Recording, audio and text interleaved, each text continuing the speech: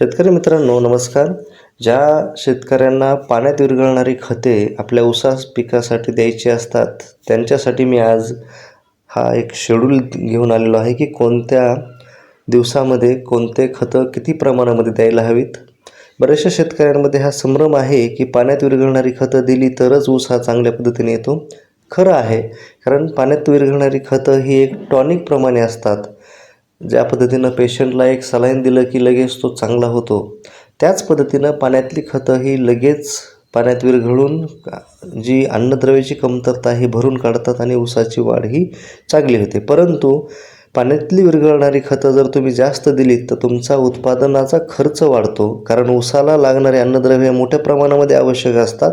त्यामुळं आपण रासायनिक खतं जी 50 किलोच्या बॅग येतात जे पाण्यात विरघळत नाहीत त्या तर द्याव्याच, ज्या प्रमाणामध्ये देण्याची आवश्यकता आहे.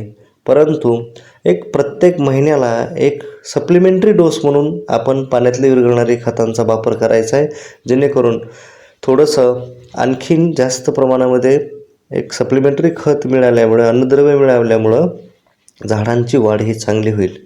ऊस लागवडीच्या 30 दिवसानंतर किंवा 30 ते 60 दिवसाच्या दरम्यान तुम्हाला 19-19-19 हे प्रति एकर 3 ते 5 किलो पाण्यात विरघळणारं खत द्यायचं आहे. आणि 19-19 हे खत तुम्हाला ड्रीपद्वारेच द्यावं लागेल, कारण ड्रीपद्वारेच पाण्यात दिली गेलेली खते ही सर्वत्र तुमच्या झाडांना समान प्रमाणामध्ये मिळतात.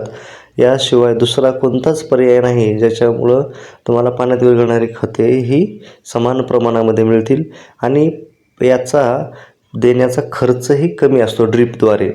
दुसरं, ज्यावेळेस तुमचं पीक हे 60 ते 90 दिवसामध्ये होईल त्यावेळेस तुम्हाला पुन्हा 19-19-19ची मात्रा 3 ते 5 किलो प्रति एकर द्यायची आहे ठिबक सिंचनाद्वारेच. आणि ज्यावेळेस तुमचं पीक हे 90 ते 120 दिवसामध्ये होतं त्यावेळेस 2 ते 3 किलो प्रति एकर 12-61-0 हे खत देणं कधीही योग्य ठरेल. आणि यामुळं ऊस जो आहे याला सप्लिमेंटरी खत चांगलं मिळाल्यामुळं अधिकचा मात्रा तुम्ही दिल्यामुळं आणि ह्या मात्राची किंवा पाण्यातली विरघळणारी खतं ही लवकर भेटल्यामुळं वाढ ही चांगली होईल. त्यानंतर 120 ते 180 दिवसामध्ये तुम्हाला 0050 हे 2 ते 3 किलो प्रति एकर सोडायचं आहे ड्रीपद्वारे.